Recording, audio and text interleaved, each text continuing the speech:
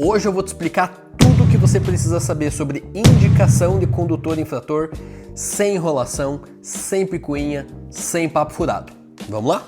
Eu me chamo Rodrigo Guerin, sou advogado de trânsito há mais de 7 anos e ajudo motoristas a cancelarem autos de infração irregulares, processos de suspensão e cassação ilegais, bem como ajudo motoristas que se envolvem em acidentes de trânsito. No vídeo de hoje nós falaremos a respeito de uma das principais dúvidas que os motoristas têm ao receber infrações de trânsito, que é como eu faço para responsabilizar o real condutor. É muito comum que os motoristas recebam as notificações da autuação e fiquem preocupados, pois ali já consta que houve o cometimento de uma infração, que há uma regularização a ser feita, que existe um prazo para a defesa, mas não sabe que este mesmo prazo da defesa prévia é também o prazo para fazer a indicação do condutor infrator. E aí com isso surgem outras dúvidas, como: e se o prazo já passou? O que dá para fazer?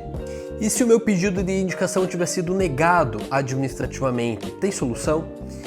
E é possível resolver isso na justiça? A indicação do condutor é o método pelo qual o proprietário do veículo indica ao órgão autuador quem é que era o motorista no momento da autuação. Isso porque o sistema de pontuação na CNH não é do veículo, mas sim do condutor. Então é importante sempre responsabilizar quem estava na condução do veículo. Do contrário, caso você não faça essa indicação, o sistema vai entender que você, proprietário do veículo, era o condutor infrator. O prazo para fazer essa indicação vem descrito na própria notificação de autuação.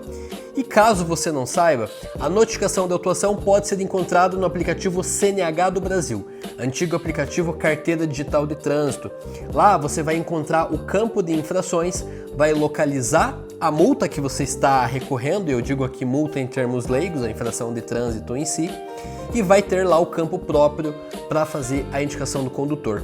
Caso você não tenha aderido ao sistema de notificação eletrônica e não receba essas notificações no seu aplicativo, você poderá consultar junto ao órgão autuador esse prazo.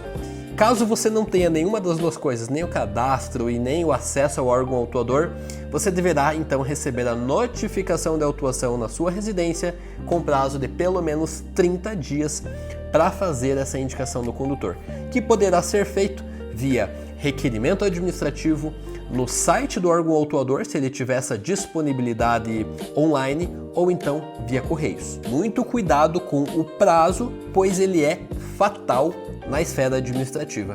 Se você perder o prazo para indicar o condutor administrativamente, você não vai poder fazer isso posteriormente no prazo do recurso a jari, nem no prazo do recurso em segunda instância. Isso somente será possível posteriormente na esfera judicial. O procedimento para a indicação do condutor, então, será... O procedimento para indicar o condutor ele é muito simples.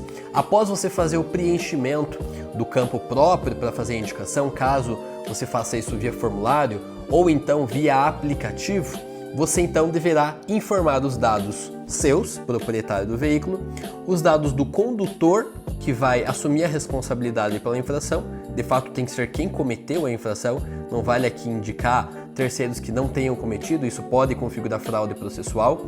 Você deve colocar também as assinaturas iguais constam nas suas respectivas CNHs, então é importante você fazer essa similitude, essa mesma semelhança entre as duas assinaturas para não dar conflito e depois ela não ser reconhecida como original. E por fim, juntar também a habilitação desses motoristas, sua e do condutor, que à época dos fatos deveria estar devidamente válida. Após fazer isso, virá a resposta da indicação, que poderá ter dois resultados: o deferimento, ou seja, a concessão do seu pedido, a aceitação da indicação do condutor, ou o indeferimento, que seria a não aceitação. Muitas vezes esse indeferimento acaba acontecendo de forma automática, sem uma análise criteriosa, e mesmo que você tenha preenchido os requisitos, ela pode ser indeferida.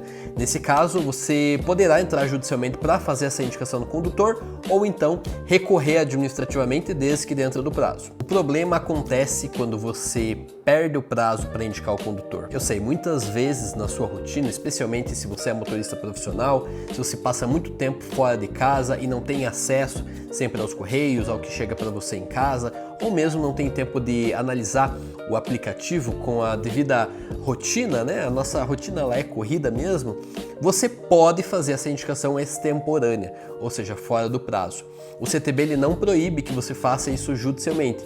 Inclusive, é uma possibilidade adotada por muitos tribunais, inclusive pelo STJ, bem como uma previsão da própria súmula 473 do STF, que confere à Justiça o poder de poder rever os atos da administração, os atos administrativos, como um auto de infração de trânsito, para poder então fazer a Justiça valer. É importante aqui a menção a um termo técnico, especialmente para eventuais operadores do direito que estejam vendo esse vídeo, que é o seguinte: o ato administrativo da indicação do condutor não gera por si só a preclusão temporal quando você perde o prazo administrativo, porque esse prazo ele é meramente formal, ele não é um prazo material. Isso quer dizer que é possível posteriormente na Justiça você reivindicar essa indicação de condutor, uma vez que não há que se falar aqui em coisa julgada material com relação ao prazo administrativo, pois ele é meramente formal. Quando que essa indicação ela é cabível, tanto na esfera administrativa quanto na esfera judicial? Quando alguns requisitos são atendidos. Primeiro, quando a infração é de responsabilidade do condutor, como por exemplo, infração por excesso de velocidade, avançar do sinal vermelho, dirigir sem cinto de segurança, tudo isso diz respeito a como o veículo é conduzido. Agora, uma situação parecida que pode levar a erro é o seguinte: eu estava conduzindo o veículo, mas fui abordado. Nesse caso, apesar de ser uma infração de responsabilidade do condutor, uma vez que houve abordagem, não há que se falar em indicação do condutor, uma vez que o motorista ele foi identificado no ato. Veja, a indicação não é uma manobra para se desvencilhar dos pontos, mas sim uma forma de responsabilizar o real condutor quando ele não é identificado no local. Então a indicação ela vem como uma forma de atribuir a responsabilidade a quem de direito, desde que não haja má-fé, e desde que você busque a verdade real, demonstrar isso para o órgão autuador, não para se furtar a uma responsabilidade legal, mas sim para fazer prevalecer a justiça. Sempre que possível, anexe documentos que possam comprovar a sua tese de que não era você o motorista no local. Em que pese isso não seja requerido administrativamente, judicialmente pode sim ser pedido, pode ser solicitado pelo juiz, com uma comprovação, através de fotos, através de imagens, declarações e até mesmo depoimento pessoal em audiência. Quando que não cabe a indicação do condutor? Quando o motorista é abordado, quando ele assina o auto de infração, quando as infrações são personalíssimas e quando você perdeu o prazo administrativo. Você não vai poder fazer isso na esfera administrativa. É claro que se você não tiver sido abordado e tiver perdido o prazo, você vai poder fazer isso judicialmente. E aqui não adianta insistir. Se a infração é de responsabilidade do proprietário, do embarcador ou do transportador, você não pode fazer essa indicação do condutor. Somente aquelas infrações que dizem respeito à condução do veículo.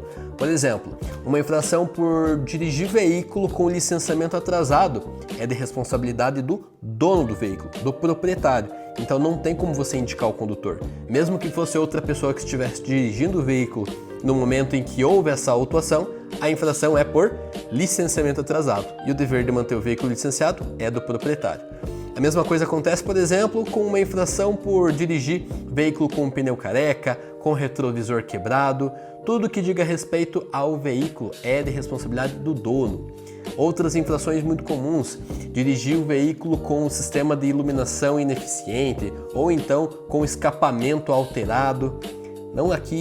Aqui não cabe então a indicação do condutor. Portanto, é muito importante que você sempre faça a indicação do condutor quando você não for o responsável. Não deixe para depois, cuide com o prazo e, o que é muito importante também, mantenha o seu endereço atualizado para que você receba as notificações em casa e possa fazer a indicação corretamente. Com isso, você evita o acúmulo de pontos indevidos, a suspensão da sua CNH e eventualmente até mesmo a cassação da sua habilitação. Isso porque você pode ter um processo de cassação instaurado quando você está com a CNH suspensa e é pego dirigindo nessa situação, ou então é registrada uma infração de trânsito no seu prontuário. Às vezes você nem é do condutor, mas alguém dirigiu o seu veículo, foi registrada a autuação e com isso então acaba sendo instaurado um processo de cassação. É claro, isso pode ser sim objeto posteriormente de um recurso para que você cancele o processo, mas é melhor que você não precise passar por isso. Alguns erros comuns da indicação do condutor são perder o prazo administrativo, não cumprir com o rigor legal no momento de preencher a ficha de indicação do condutor e infrator, fazer essa indicação referente a infrações que não são de responsabilidade do condutor, mas de responsabilidade do proprietário, e também deixar de anexar os documentos obrigatórios, como a assinatura dos documentos que constam igual na sua habilitação e até mesmo a sua CNH válida no momento da abordagem. A indicação do condutor não é um mero detalhe burocrático, é ela que muitas vezes salva a sua carteira de ser ou não suspensa, por isso não negligencie o prazo, não negligencie as notificações, mantenha o seu endereço atualizado, confira o seu aplicativo Carteira Digital de Trânsito e guarde as provas que você tiver ao seu favor. Só assim você terá garantido que você não será responsabilizado por infrações que não foram da sua autoria, tá certo? Dica bônus: se você tiver vendido esse veículo a um comprador que não transferiu a propriedade, mas que continua rodando com o veículo gerando infrações a você, é possível, por exemplo, que uma das provas seja o contrato de compra e venda, o recibo assinado, a autorização para transferência do veículo automotor de forma digital e até mesmo a comunicação de venda. Então, sempre é possível fazer uma produção de prova, quer seja documental ou testemunhal. O importante é você não negligenciar esse dever. Se você gostou desse vídeo, então deixa o like, deixa um comentário aqui embaixo e se inscreva no canal. Não se esqueça de ativar o sino das notificações para sempre que eu publicar um vídeo novo aqui você ser o primeiro a saber, tá certo? Um abraço, amigo motorista, e até o próximo vídeo.